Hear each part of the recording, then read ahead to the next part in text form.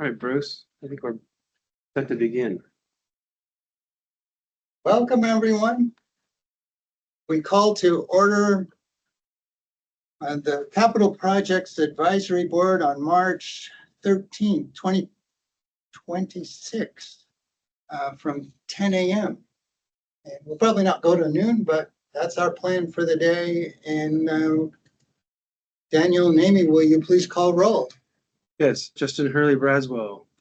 Present. Bruce Johnson. Here. Dave Lintz. Here. William Messner. Present. Maddie Sauter is not here. Cynthia Wagner, not here. Kent Yu? Present. Okay.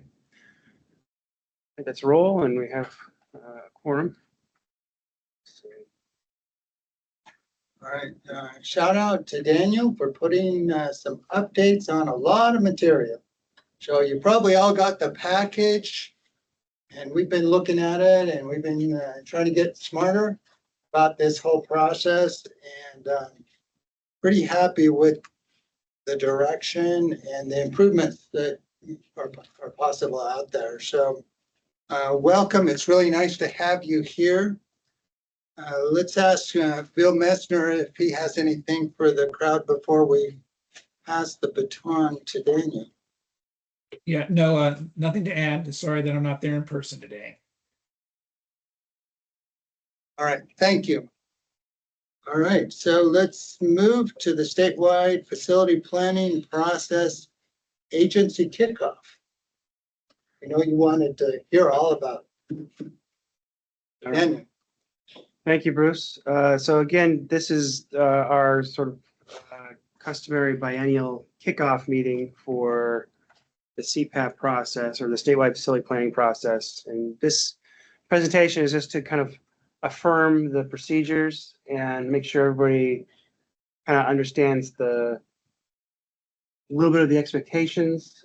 We also have the planning manual, which goes in a little bit more detail. And but this allows me to contextualize things for agencies so they have a little bit better understanding. And it's also a chance to ask and answer some questions during the process. So just a little bit of overview. We're going to be talking about sort of what's changed and sort of the meat of the agency facility plans and the presentations, and then the capital project review and plan acceptance criteria. So just to, as a foundation, just to assure everybody this is all grounded in statute, and this is, you can read this to yourself, but essentially the process is intended and designed to, I like the one that's in rule. The description in rules says provides a means of evaluating whether state facilities are planned, financed, acquired, constructed, managed, and maintained in a manner that maximizes and protects the investment. That's in a nutshell what this whole process is about. So just a little bit about what the process is. Put together a little calendar schedule here that shows where we're at, which we're in this pre-June phase where governor's office reviews capital projects with agencies to kind of eliminate, or we know some of the projects they don't have a lot of support for. At least that's my understanding. I'm not involved in that. So, and then because of that, we've sort of made room for that. And we've compressed our presentation schedule down to June, July, and August, which generally in the past we've done 4 months. This is now 3. So we're going to have these large meetings that will be fun. It's just a lot of, a lot of getting everybody. I think the benefit is you've gained a month. So we're not doing May, so which we've done in the past. So the first group of agencies got an extra month. Then June, July, August, we're prepare and present agency facility plans to the board. And then in September, your agency request budgets are due to DAS. And around November, December, the governor's budget, recommended budget cut was released. And then following that is the legislative session. So I think sort of the primary purpose behind this meeting is just to kind of outline some of the changes that we've had to incorporate into the process. One is we're using a system called Tririga, particularly the FCA, Facility and Condition Assessment Module, which is, I'll discuss later, and that our CPAB report, as you recall, was historically been a workbook that was outputted from a system and then was later sort of manually updated. We've gone away with the workbooks. We're now using something, an internally generated CPAB report, which happens in Tririga. I've also outlined some area plan update requirements. We're moving forward with updating area plans in the city of Salem. And while that all falls under the purview of the Capital Planning Commission, same group of agencies apply to those requirements. So there'll be more of that to come, but just to sort of apprise you, that's in our plans. If you're in Salem and you are on the existing area plan, soon be up in the update schedule. We also had to incorporate some the building energy performance standards, which some of you may be familiar with from the Department of Energy. I'll get in that later. And lastly, our seismic resilience in response to Executive Order 2522, which I'll discuss later as well. So just step back a little bit. Just some people are new. I always feel it's important to frame this. That what is an agency facility plan? Well, it's a biennial maintenance and management plan for facilities as described under the statute. It includes an agency facility plan summary memo. So that's one thing. So think of that as like your cover memo, but also an executive summary of sorts. The CPAB report, which will be auto-generated. Agency budget forms, which are now available through the DAS budget website, and it's not part of the workbooks anymore. And your agency facility plan presentation, which is kind of the meat of what you'll be producing. And there's also the capital project review intake form, which I'll discuss a little bit later. So the summary memo is a cover memo presented on agency letterhead stating the following. What have you accomplished with respect to facility stewardship and planning during the 25-27 biennium? So in 2 years, what have you accomplished in those 2 years? If you're given some funding, how far are you in with your, oops, I got another admin. Hook you up. We got a Oh. we got a hot mic. Okay. Saturday Night Live is the hot mic. The best one. What changes the agency has experienced over this period and their impact on the current and future facilities? So what have you gone through? Are there anything changes? Or anything that's sort of new drivers, new legislation, new constraints? Maybe you have a funding constraint. That sort of explains kind of the where you're at. And then what your 27-29 facility plan will accomplish. So I guess an abstract that's saying, our focus was on eliminating deferred maintenance. Our focus was dealing with this need that we had, and this is facility solutions solving that need. So that's what that is intended by. And then a brief description and cost estimate for any major construction or acquisition project. So if you have a project that's over $1 million and you have to fill out a major construction or acquisition project form, just summarize that here's the project title, here's the cost, and maybe a one sentence description of what it is, just so there's context. And that's the memo. And the memo gets sort of read and digested as sort of a backgrounder for the board and the other materials. So now I want to talk about the CPAB report. So remember like I said, we used to report into a workbook. It was a manual process, lots of room for error, and difficult to replicate each biennium. Now we're using a module called Tririga FCA, which effectively replaced iPlan, which was our system of record previously. So Tririga is now our statewide facility system of record. Within Tririga, just to give you kind of back up a little bit, you're entering your opportunity information, you're reconciling projects that have been completed, you're updating values, what have you. That's done within Tririga.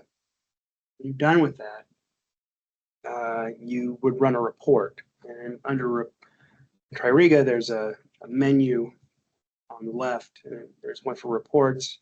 You have to go to community reports, which are ones that are available to everybody. And you can copy and you look for this, you type in CPAB report and it'll come right up in the search bar. And then you can sort of select that and copy that to your own reports page, just so it's right there for you. So what the CPAB report, you're doing all the work within Tririga to maintain the records in there. But when you get to the CPAB report, all you're doing is essentially hitting one report. And then you're going to export the report as a PDF and send it with your materials. So it's, I will say, and this is important,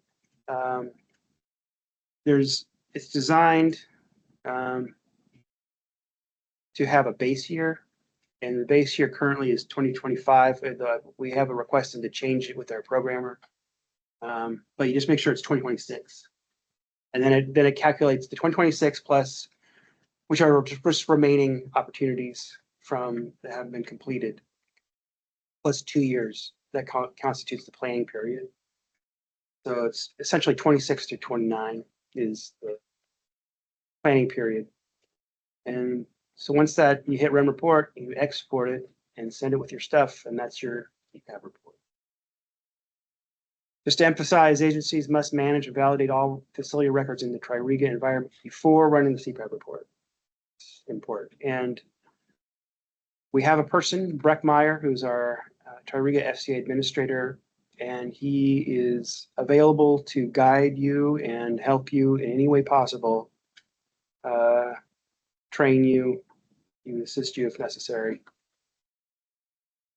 So we have resources for you.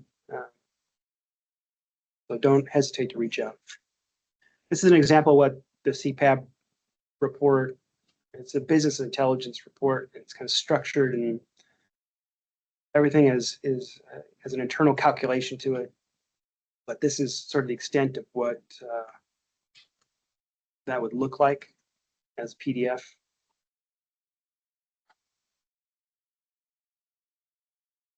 And next, we'll talk about budget forms. Now, the budget forms are one of these things where they're actually for the agency request budget. They're not super imperative to the CPAB process, but when you're filling out these budget forms, there's information that you're calculating within those budget forms that inform your presentation. I'll get to that later. So it behooves you to work on. Can I add a comment? Sure. We're doing this same kind of work over with higher ed, where I work, and we use these forms in a real provident way. In a simple couple of Excel pages, you could say the description, you could say how much you're asking for, you can specify a little bit about the project. So you can have an idea. I mean, the reader, let's suppose all the Dash people in the world are reading these and they can quickly see, oh, okay, this is $100 million project. They want Q bonds. It's a 3-year construction period. And then they've defined the type of service, like maybe it's an expansion of the police training center, maybe one of their housing. It might be something like that, but those forms become very valuable. And then they also are used by DAST when they actually go in and write your budget note. If it passes, it's the language that started there that ends up in the bill. So I wouldn't underestimate that particular form, the BF11. I put a highlight on that one and make sure that one's nice and clear. Good. Oops. So if you have any issues with these budget forms, just reach out and I'll work through them with you. A bit of a caveat here is we are ahead of the actual budget process. So the budget forms that are on these links go to the website where the budget forms are located. Those budget forms are still 25, 27, but they're going to release everything for the budget instructions, everything shortly. So you may just want to wait until A week. yeah. What I'm going to do is I'm just going to monitor it, and then I'll just email everybody and say the updated budget forms are ready to go. So those are the budget forms. So now I want to pivot to your presentation. Presentation is kind of the meat of this interaction between the agency and the board.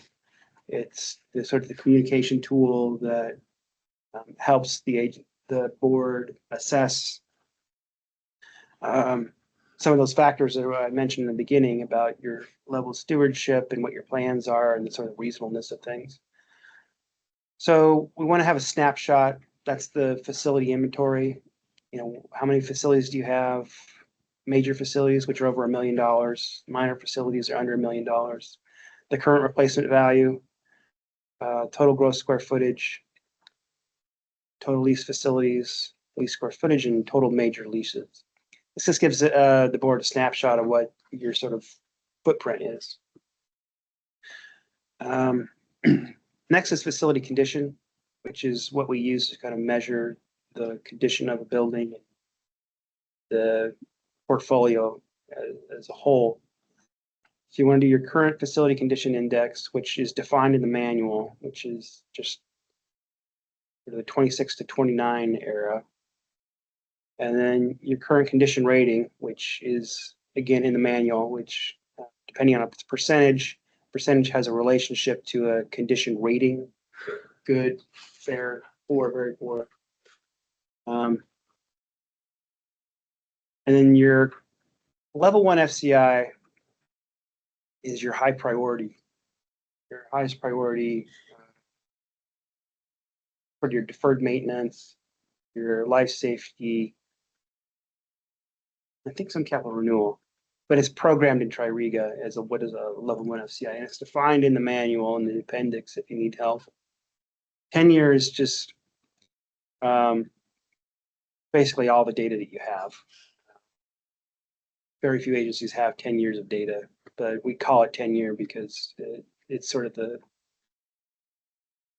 standard that we've been using for a while. And again, the condition rating and your level 1 FCI, which is just your high priority.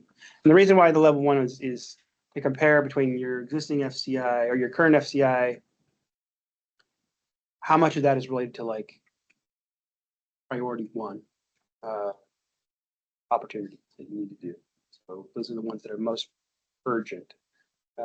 Level 2 is like everything, capital renewal, seismic if you've got it, modernization if you got it. So that's the difference between those two. And then we ask for a trend line of 3 biennium of your FCI. And basically it's just fair to go back into your old reports and just pull that out. and just chart it. I'll say this about the presentations. Historically, in the past, I've provided a presentation template to agencies that sort of makes things easy and shows the structure and provides sort of prompts for everybody to use. We'll have that available again, and it may be that we have to use that because we have these accessibility rules that are going into effect, and because the agency facility plans ultimately get posted to the DAS website, we're on the hook for the accessibility. So I'm going to say that please use the template once it's developed. We had to have a new template made that corresponds to the new accessibility rules, and I'll have that shortly. But you'll have, like, for the the 3 biennium trend, there's an existing graph in there that you just click on it and add your values, and it just changes. So it's really easy. And but that is in process right now. I'm sorry, I just couldn't get it resolved because of a timing thing. So that'll be coming soon. And so if you can do something in draft if you want to, but we'll need to use the template.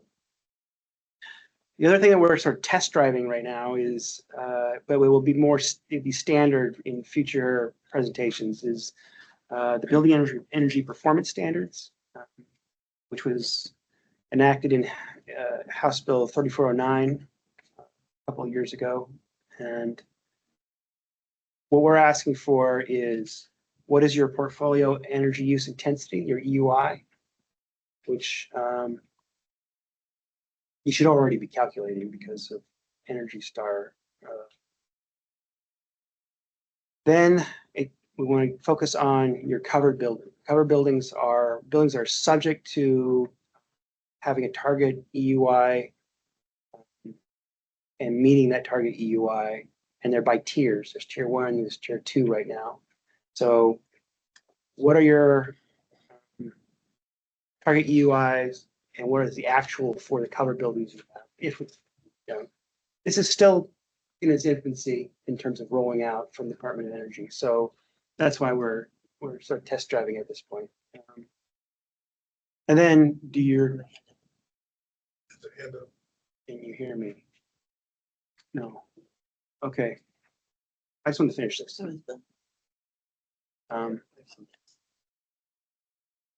So the next is, does your building comply with your target EUI? And if not, what energy management plans are you enacting to ensure that your buildings are in compliance? If you're not in compliance, you're in conditional compliance. So it's not like they're going to shut your building down. It's just that it means you need to take some energy efficiency measures to incorporate into the building and planning to get that UI down to target. The other thing is the seismic risk. So if you've joined one of our meetings here previously, we're putting together a template that I've sent to all of you that sort of outlines some fields that we will need collected from the agency that will then be imported into Tririga. And essentially what we're trying to do is understand sort of the exposure of our portfolio and which buildings currently meet life safety and which ones don't. For the ones that don't, we can prioritize those using a criteria.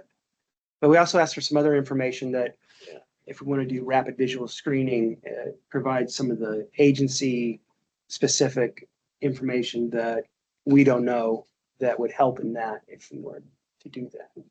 So that's sort of the purpose behind that data collection. And once I receive that, there's sort of another phase where we do some geospatial analysis that looks at soil types and whatnot, that sort of qualifies the building in terms of its sort of risk. And the components of the executive order also require prioritization plans. So what are your buildings with planned retrofits or other mitigation efforts through 2060, if applicable? That's a long ways out. Daniel, Yeah. just really quick for the room. So DAS is intending on putting out some documents to help in the EO 2522 compliance. So this is a newer executive order. So as far as calculating the ROI and prioritizing facilities and sustainable seismic design guidelines, all of that, we're developing that currently right now. We're going to be sharing that information with agencies to help get that conversation. So right now, the document that Daniel has sent out, it's pretty high level. Gives you an opportunity to start so that we can start gathering that data. And then we're going to put together some compliance pieces, some assistance for everybody. So just don't want everybody to think they got to go figure this out on their own. This is, again, sort of test driving and we're in infancy here. So, but I want people to be aware that this executive order requires compliance and that it sort of falls into the CPAB's lap to ensure that compliance is met. The thing is the disposition plan. So buildings that cannot be retrofitted cost effectively will be repurposed, replaced, or surplus as part of an ongoing portfolio management. So that might be a further along in the analysis pipeline where you get to that point, or if you know exactly that this building has no usefulness and is cost prohibitive to retrofit, we're going to sell it or we're going to get rid of it. That's fine.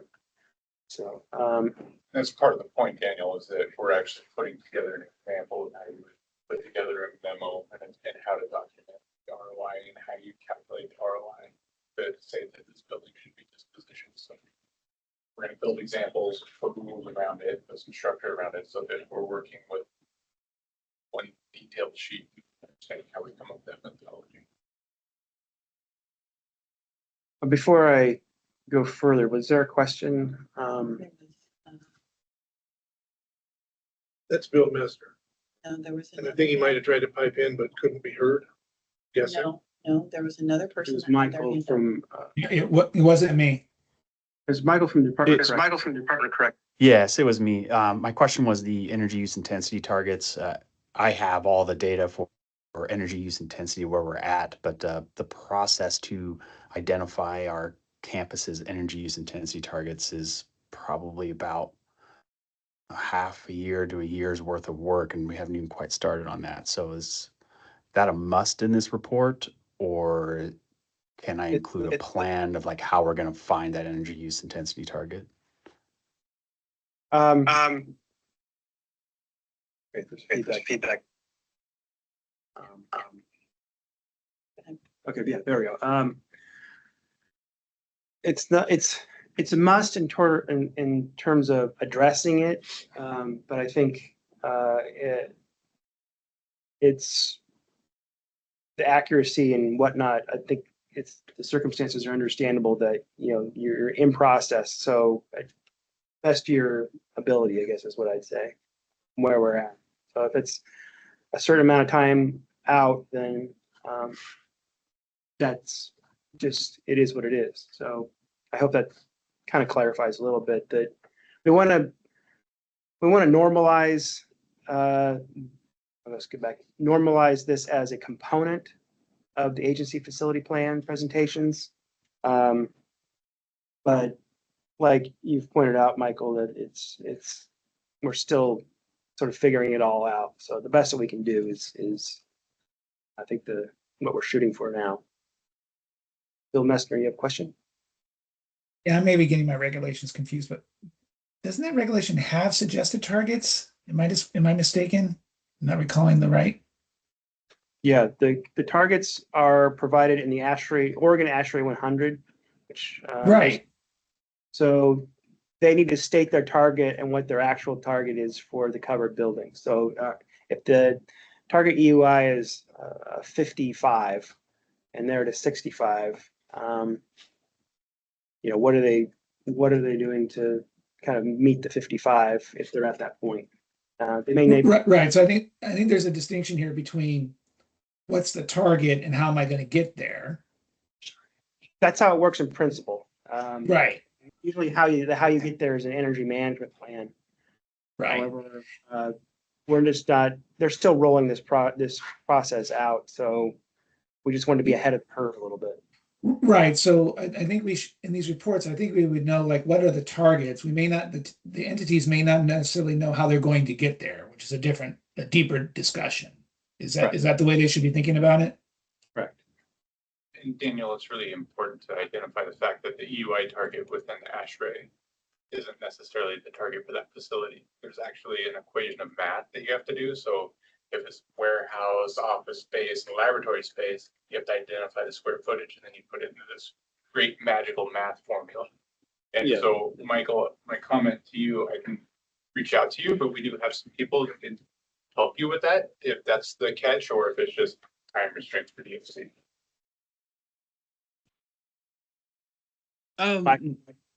Yeah, we are actively working on it. It's a little more complex than, we have to look at the weighted averages. We have a lot of tall buildings, each floors, different operating factors and,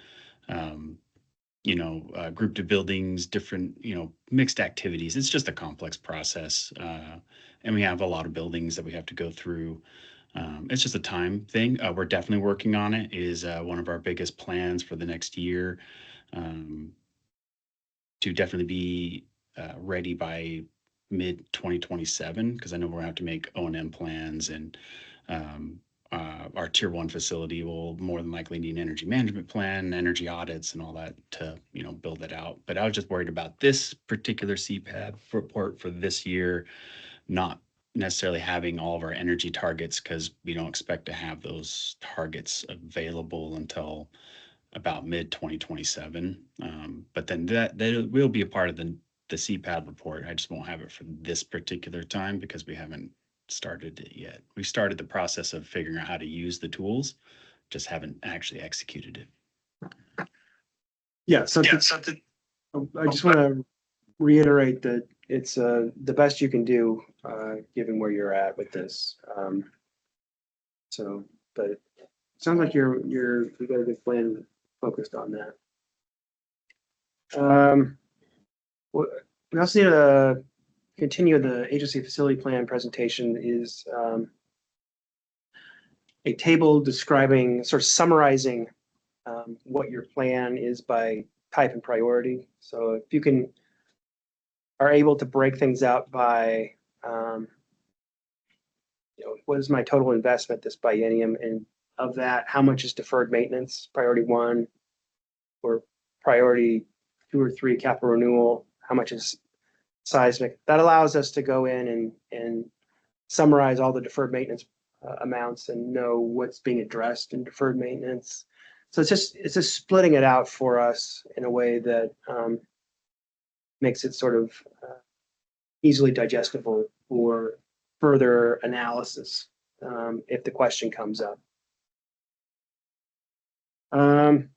Then, as we mentioned before, the major construction acquisition projects, these pertain to projects that are $1 million or greater. Projects within the city of Salem require review of the Capital Planning Commission, as I stated, for area plan compliance. The catch here is your project must be reviewed by CPC before submitting it to CPAB. So if I'm going to look at Michael because he's got property in Salem. If you've got a big project, we need to have it reviewed like in the next couple of CPAB meetings for you to, and basically is review it in relationship to the area plan, and then they approve it, and then I would just provide you a summary memo formalizing that. If you're interested in the area plan guidance, it's in the manual. It's been added to the manual this year. Daniel, do we know of any of the agencies that are within the city that are going to have those that require the area plan review? Do we know of any so far? I don't know anything so far, but I mean, there's plenty of agencies that own real estate on those areas. The School of the Deaf. It's cool. Apparently. Yeah, they have their own area plan. So that's a good example. So just to continue for the capital project review process, which the major construction acquisition project is in general these $1 million projects, and you would fill out the budget form for each one.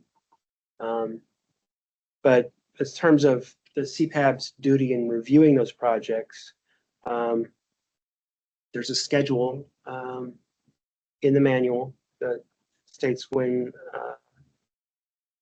you would need to submit things to me, and sort of the criteria for having your project reviewed as part of your agency facility plan. You just need to email me, and we also have this thing called the capital project review intake form. And maybe I'll just show it because this is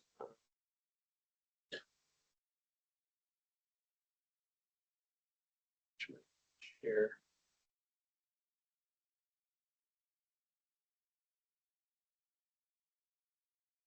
So this is just sort of self-guided tool. It's been rebuilt this year. And what this does is it enters in all this kind of relevant information that we can use to sort of track the project, but have a base of understanding for the project. And it also distinguishes which projects would need to have CPC review, what would need to have CPAB review. It's like TurboTax. So, well, I mean, that was the vision, is to have something that's sort of guided, and depending on the decisions, there's a decision tree there, and it sort of refines, and it may be that no review is necessary because it's not $1 million or it's not this or that. That's what that does. But in the back end, it sends me a data table of all this stuff that we can use to summarize for like an output product. And so please use this because it'll make things a lot smoother. Yeah. So OLCC has already come to the board two times ago for a major project, which is still ongoing. But it's already been approved and we've already done it. We've got the funding. We're happy to provide, which I did last time, 25, 27, an update on the. So it's an active project, It's an active project already approved. already funded. Would we, It and I can wouldn't talk be- to you offline, but No, it wouldn't require that. It wouldn't require review. It's already been reviewed. It would be nice if you provided some summary status where you're at, Certainly, yeah. because there's the continuity between biennium. People look at projects and want to see how it was developed and whatnot. So maybe an update, but it's definitely not something, unless the scope of the project has been changed and you're asking for more funding. That's a different animal. So yeah, just if you can provide like pictures and just have it update. Thank you. So just to close this out, for area projects subject to CPC review, you'll get a statement of compliance that goes with your agency facility plan. Says this project complies with the area plan. So then there's sort of the last part of the capital project review process is we're going to provide a brief presentation describing the purpose and need for the proposed project and the relevant context that supports the board's review of the proposal, such as reference maps, images, and sufficient demonstration of compliance with local land use ordinances. And then lastly, I'd like to have a summary. This is helpful for us because it allows us to just have an itemized list of projects and what they are addressing by priority. So the other one was, that I mentioned before, was about the plan in total, what it's addressing. This is about what the project individually does. And is it primarily a priority 1 through 3 project, which is deferred maintenance and levels of capital renewal? Is it a seismic type of project, or is a portion of it seismic? And is there sort of a modernization component to it? And so you can kind of break out the project in terms of what it's addressing. And that kind of helps us out. It allows us to at least investigate or understand what's being addressed by projects in the agency's plans. So this is a lot of bullets. I'm sorry about that, but I just wanted to be thorough. This is what CPAB, their review criteria is, for the most part. Is it supported? Is your plan supported by strategic facility or master plan? Have you stated your purpose or need? Have you evaluated alternatives? Is the preferred alternative reasonable? That's where the board comes in. What is the current phase? So is it a planning phase or is it a construction phase? Construction phase is a little bit more imminent and, would probably have higher priority, I think, because it's shovel ready. It's easy to execute. Have you secured a site? And then is the estimated total project cost reasonable? Well, we do this by identifying the source of the cost, the methodology, and any kind of escalation that's been included to formulate that cost estimate and for the duration of the construction period. And have you conducted sufficient outreach for the project? Does it mitigate risks? Does it implement climate change adaptation strategies? That's kind of what we're using for sustainability. Is this because it's more reactive or active, I guess. And then does the agency have sufficient capacity to execute the project? That usually comes down to, do you have the manpower and the expertise to do it? Or are you hiring a project manager, an owner's rep, or whatnot? Just gives the board some idea about the project success. Bill, you have a question? Daniel, can you give a little bit more color on sufficient outreach? So agencies are required to do public outreach, neighborhood outreach for, we don't have anything hard, like guidelines about that. It's just we want to assess whether or not there's been outreach. You've contacted neighborhood groups and any other organizations that have kind of a role or are adjacent to. Okay, yeah, I think I got hyper focused on the word sufficient. So. Yeah, well, the term sufficient is a way for me to say that there's kind of a level of judgment there, but we don't have any hard criteria about what is sufficient. Right. So that's just is what it is. Okay. Okay, thank you. So what does CPAB do when you make your presentation and your project review is complete? Well, they'll accept your plan without comments. That's sort of the gold elite level. They have nothing to say. It's so great. But more likely it's accepted with comments. And generally the comments are supportive comments, I think, or really anything that's not supportive kind of gets into the provisionally accept territory where they'll provisionally accept your area plan or your agency facility plan, but we would like to see some more information about this issue or this. And that may require coming back to the board if it's complex. And they could not accept your area or agency facility plan at all, which would be incomplete. So if you didn't submit anything or you didn't complete anything, that's kind of an incomplete. Never happened, but you got to leave room for that. And then for projects, they'll recommend a project with comments. look at this, examine this, consider this, or they'll not recommend a project with comments. And comments would be like, why we're not recommending this project. Not many not recommended. In fact, I don't think we've ever had a not recommended. Maybe one. And then when that's all done, I will provide you with a plan acceptance memo within a week following your presentation. So says the plan was accepted.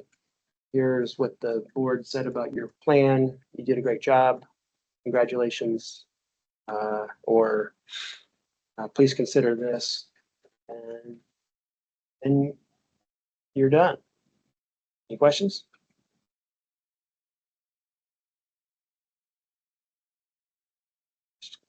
This is the best part.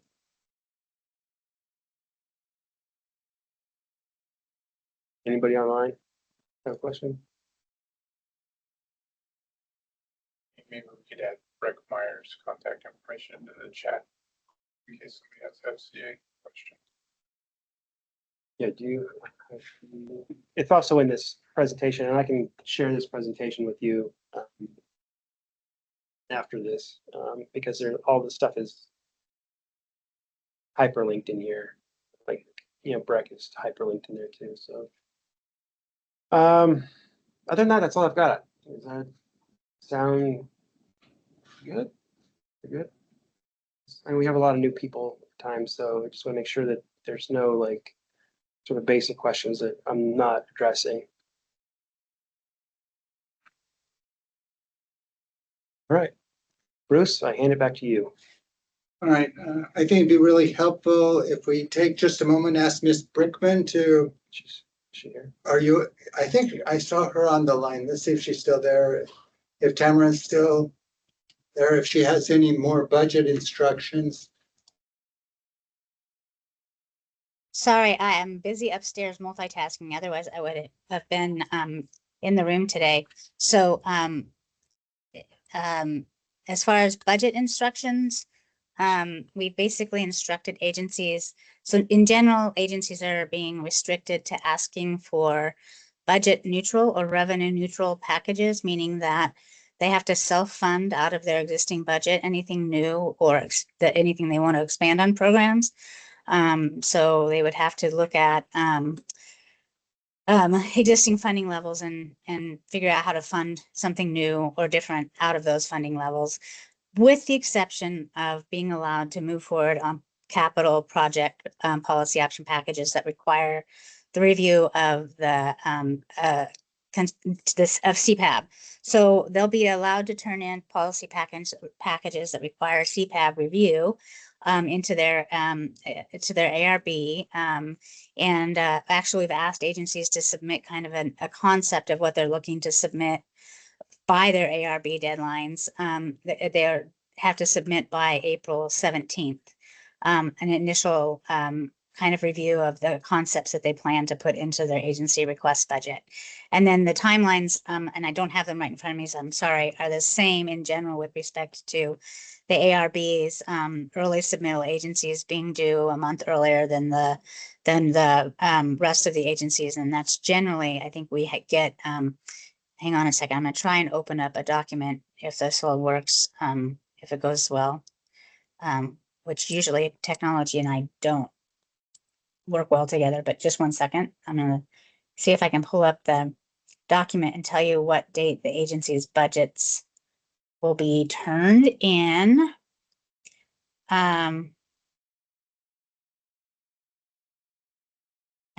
getting the document open and I just have to get to the proper page. I think I'm getting the document open. Sorry, I didn't expect to have to say anything, so I apologize for being a little bit disorganized. Let's see. Okay, so agencies' budgets will be due.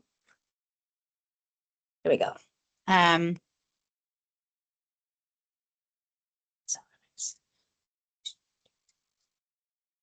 So earliest submittal agencies, ARBs, are due by June 26th. And the remainder of the ARBs for the 8 other agencies are due July 31st. but they'll still be going through the regular process of the CPAB schedule, as Daniel is probably working on organizing, if he hasn't already gotten completely organized by now. So does that provide you with the information that you were looking for? Are you getting the guidance you need for your budgeting from DAS? Chairman, I have a question. This is Michael from DBST. So you said that there's the exception to the neutral ask, or you can push forward a build. Is that based on like bond money, or is that just if you have one already? If it's subject to the capital project budgeting in the budget instructions, the capital project budget instructions, that is something we're allowing to go forward, because the capital project budgeting instructions would require you to go in front of CPAD to have a capital project that's over a certain amount reviewed. So, yeah. And Okay. that will be in budget instructions that come out on Tuesday or Wednesday of next week. So we have budget kickoff next Tuesday or Wednesday. And Thank you. we have budget kickoff Tuesday, but we will have the budget instructions published on our website either on that Tuesday or the very next day with dates and processes and forms and everything that's necessary for that. Great, thank you. You bet. All right, that's helpful. Thank you. I appreciate that. We'll now turn to One more attention. thing I want to add, I want to emphasize that all agencies are grouped together as traditional, and I just want to make sure that people reference their groupings in the manual. There's groups 1, 2, and 3. So if you're asking what group am I, look in the manual. I just forgot to say that earlier. All right, sorry. So let's see if we answered the question. We've also got on our agenda to take a few minutes to talk about kind of the next steps. Where are we going to go with improving our process? So we have the active projects, we've got the proposed projects, and maybe that future work. A couple of the thoughts that our team at CPAB have put together move us toward kind of an elevated thinking about evaluating and looking at these projects when they come in. One thing we want to do is we want to use the expertise that we have at the table. And this has been an important part of Jeremy's work in, like calling Ken and David and Justin and Cynthia and Bill. Our whole team is here to bring their expertise. So we'll want to have each person look at their specific area, not necessarily to look at every area when we look at a project. We'll probably ask Ken if he will look at seismic in great detail across all projects. And then for the architects in the room, like Dave, we could ask him to look at maybe another aspect of compliance. It might be how you're going to comply with architectural standards. So we want to bring the talents to the table in the process. And then also we want to be a little smarter in how we use the tools, some that we have in Tririga. And then we want to bring all those smart people that work for Jeremy and Daniel that have tools that can help us in our work. So we get smarter in how we put together a package and how we summarize. We want to use the smart tools out there. And then another thing that Jeremy and I and Daniel were looking at is having kind of a deeper look at, say, maybe seismic. With this new executive order, we want to follow the path that the governor's already laid out for us. And so as we look at what we could measure for the future, we'd probably be a little more precise than we have been in the past. So that's our thinking. I'll let or ask Jeremy to add to your thoughts and how you envision us moving as a board to support DAS in this work. So some of it will be a repeat, but I apologize, I missed the last meeting. It sounded like you guys had a really good conversation and you've kind of identified some of those points that you would like to contemplate with each proposal from each agency.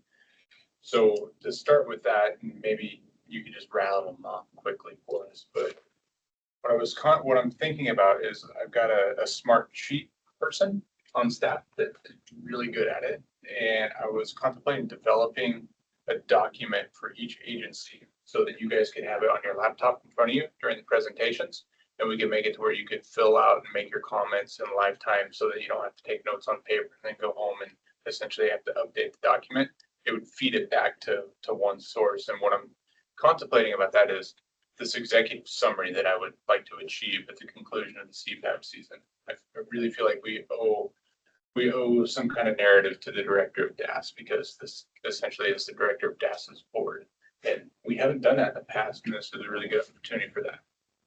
So what would like to guide the group towards the board towards for this first CPAB session that we're right on the eve of is let's not overcomplicate it. I would like to make a deliverable through this process, but then it's the year following this CPAB that I want to lean into Ken and to the board to be able to develop a more robust criteria for us to be able to analyze the future CPAB reports next budgets. And once we start, because we are gathering data around seismic, so to me, it's like, where does this land in your prioritized seismic facility? You know, why are you saying that you want to work on building number 50, have a list of 50 there? That doesn't feel right. Around the EUIs, everybody's EUI targets will be updated and understood. We'll have work plans of how we're going to achieve reaching that. But to me, when you present, I'll use myself as an example of labor and industry building. We have a $150 million bond project that approved, and we're building towards construction currently. But for the board to approve that, you would have to understand, where does it sit on the priority list? Is it one of our number one facilities? Is it a tier one facility within the EUI? What's the purpose of the building? It's on the Capitol Mall. So using all of those different distinct reasons to say, yes, this is a great building, as opposed to suggesting to the director of DAS or to legislature that we should be working on a building that's in remote Oregon that frankly has a utilization level of 15%, because utilization is something that we also will want to bring into this matrix of decisions. Is how many people are in the building, how utilized is it on each day, is it public facing, what's it doing for the citizens of Oregon, and make sure it's not just a facility that we've had for 50 years and we believe that we just need to keep having it. We need to be able to prove the reason why we need to have that. And I think Smartsheet could be a really good solution if you guys are all comfortable with that. After this meeting, I'd like to take the ideas that you all discussed in the previous meeting and kind of build that matrix out. And then I believe we could just email it to everybody, get your opinions on that instead of calling a special meeting, then we can update it again. And then we'll be able to meet the next time we meet. We'll probably be on like version 3 or 4 at that point. So it's gonna take a minute to put it together, but we're wanting to take that work on. Does that sound like I'm in? You all? Yes, sounds great. I looked at the notes, but I didn't get to dive into it. We just finished developing our budget, so I'm a little. Being a newcomer, I made a smart sheet. You already did. That has the criteria, the say 12 questions or 10 questions, whatever the other we need to be looking at each of these agency plans.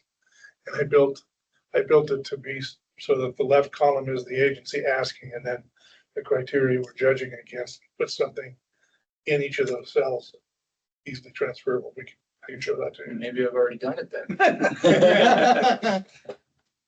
So then my vision would be, everybody's presented, we've gathered the data.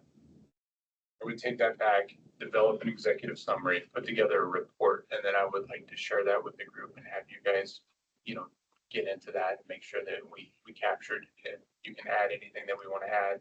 that would be another email after. Then we had that final meeting to go over that executive summary, and make sure that that is what you would like to share with the director. Makes a lot of sense. It's just, I'm struggling to want to go any further than that this time. And the reason being is that by the next budget development, we will have seismic design standards. We're going to have sustainable design guidelines. We're going to have rubrics showing how much it should potentially cost per square foot in different regions of the state. And we'll have all of the facilities, and we'll understand where they are seismically and where, which, you know, is it 25% of the buildings that are not UI compliant? You don't know, but to me, that's where I think this board could really assist the state of Oregon, is guiding us towards investing in facilities that are outside of compliance and or potentially legacy facilities that agencies may be holding on to. And maybe they're not, but that's where I get excited about the capital planning advisory board.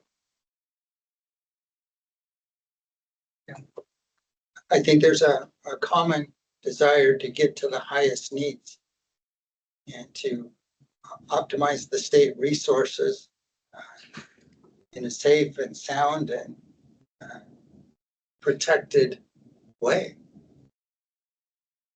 Yeah, and Jeff made a great comment about, would you like to see an update? So I personally hadn't seen anybody do updates, and we started doing updates at DAS a couple of biennia ago. But I would like us to contemplate, there should be a completion update. Maybe that would be something that would be good for this board as well. This is what you presented. This is reality. Where did we miss? Because that will instruct us on how we can better fortify the request moving into the future. Improving your EUI, improving your seismic resiliency, and the utilization of the facilities. Like this one, for instance, we felt as if maybe we hadn't moved enough people into the building. And so we put the empathic technology in the facility, and we realized that our utilization really wasn't where we were anticipating it to be. And we're currently working to move 250 more people into the building. That's something that I think this board could be very helpful with as well, because utilization is governor's priority. But that's all kind of post CPAB season, round 2, if you will. And, you know, right now we want to go up a little bit, but next biennium, I would like us to really put some thought into it, and develop something really robust and support the state of Oregon.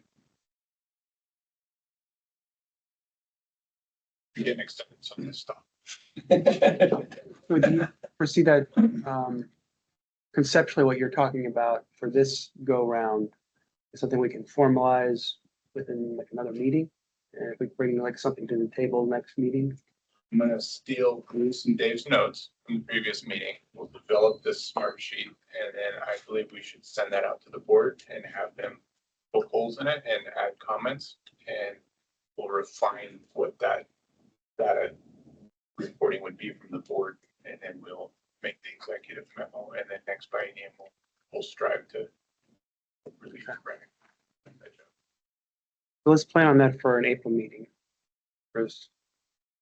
But I know you're not gonna be here, but So I think that the smart sheet, we may not need a meeting in April, and then, well, if there's anything that we're collectively discussing at that meeting.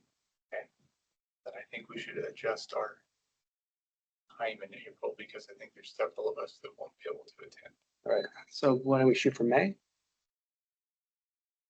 That would work, but that work. We could probably have some dialogue going between the board members in April and then report back in May. It's okay for us to send emails with, You can't send an email to another board member about board business. It's called serial communication. It's against the law. no, the question is when we develop this smart sheet tool, we can email that and just work through email, correct? Yes, yes.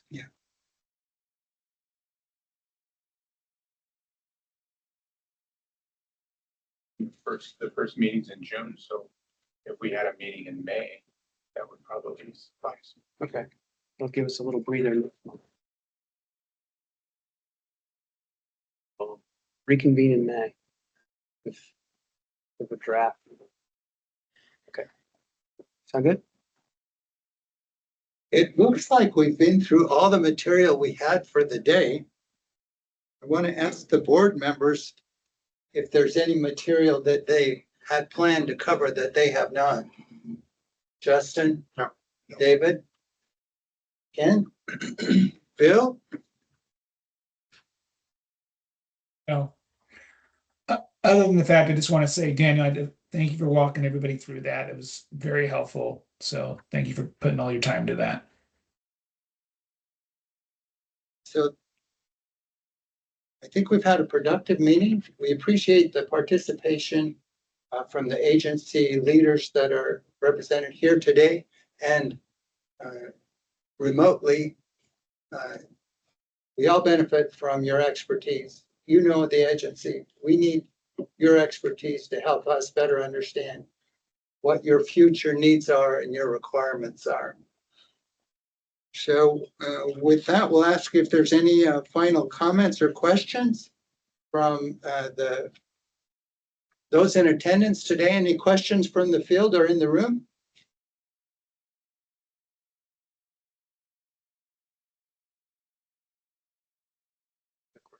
All right, hearing no questions, our next scheduled meeting is in May. Yes. The board members will look at a smart sheet email and correspond with Jeremy and Daniel. Yes. That we adjourn our meeting for today. Thank you for joining us. Thank you. Thank you all.